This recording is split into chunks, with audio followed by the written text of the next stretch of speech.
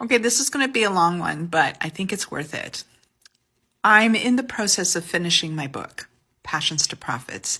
And it's been such an amazing experience writing this book because I've been wanting to write it for a long time. But I wanted it to be exactly the kind of book that I wish I could have put my hands on when I started my journey in entrepreneurship 20 years ago. We didn't have all these tools. We had mentors and benchmark people that we could look up to and we could say, wow, I really want to be like that. And then kind of reverse engineer our way to that.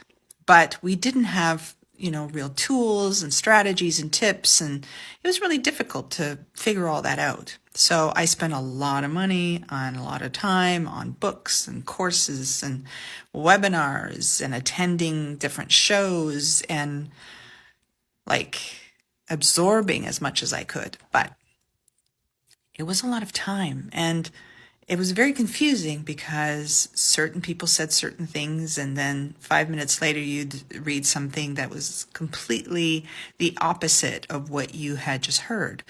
So just figuring that out and just trying to figure who was right and who was wrong. And to be honest, nobody was right, nobody was wrong. It's just what happens is that after a while, after you spend so much time and so much energy digging through everything and learning and absorbing, you get your way of doing things.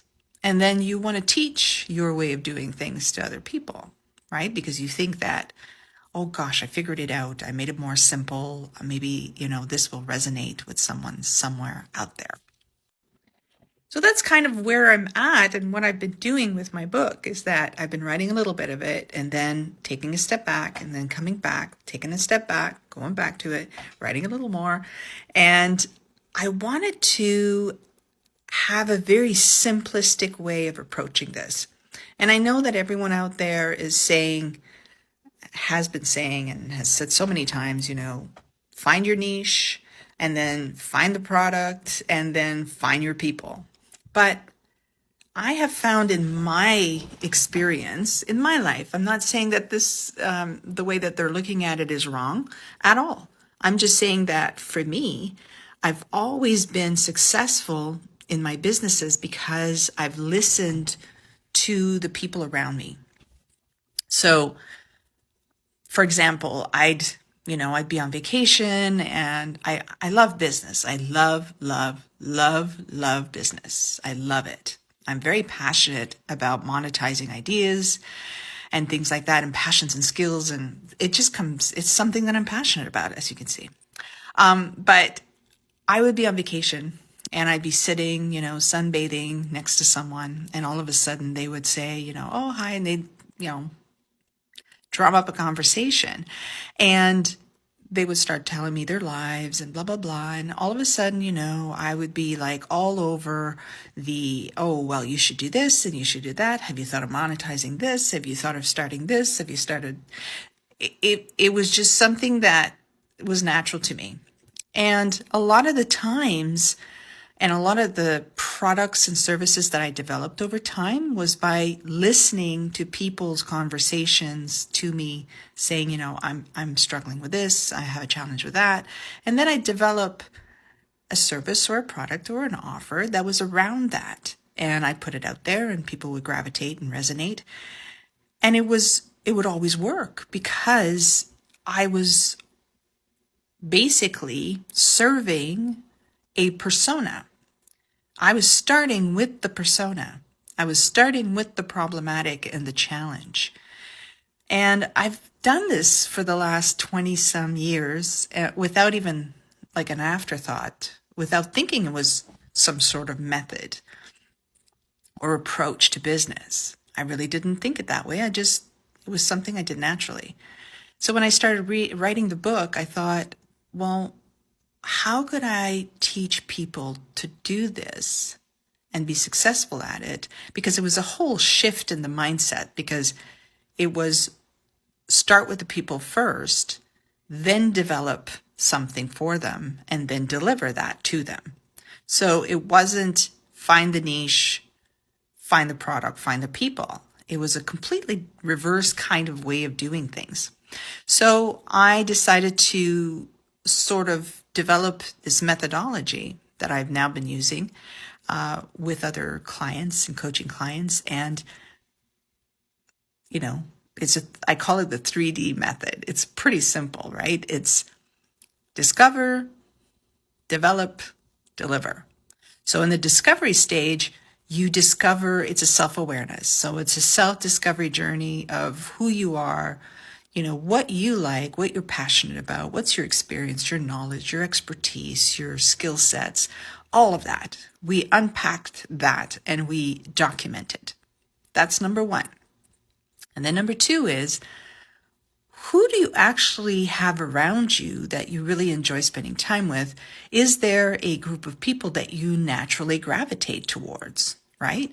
So if you're somebody who's really, really healthy and self-conscious about that, and nutrition is your big thing, then you will be around those types of people. You'll probably surround yourself with people that have the same likes as you. Now, what if you turned around and you listened to those people's challenges and struggles and you started asking them, well, what are the things that you wish you could find that you can't find? Or what are the things that you struggle with? For example, this is just a quick example. Jim has a friend. His friend is gluten. He has a gluten intolerance, right? So Jim keeps hearing about his friend with all his struggles with this gluten thing. So he decides, okay, well, I'm going to create an ebook for him and I'm going to document, I'm going to gather all that information for him. Supplementation, vendors that he can, buy gluten-free products from, some recipes, how to look at ingredients or labels. He documents an amount of knowledge in this little ebook and he gives it to Jim. Jim loves it, right? So then comes the idea of, okay, well, other people have that same problem. Let's expand on the product line.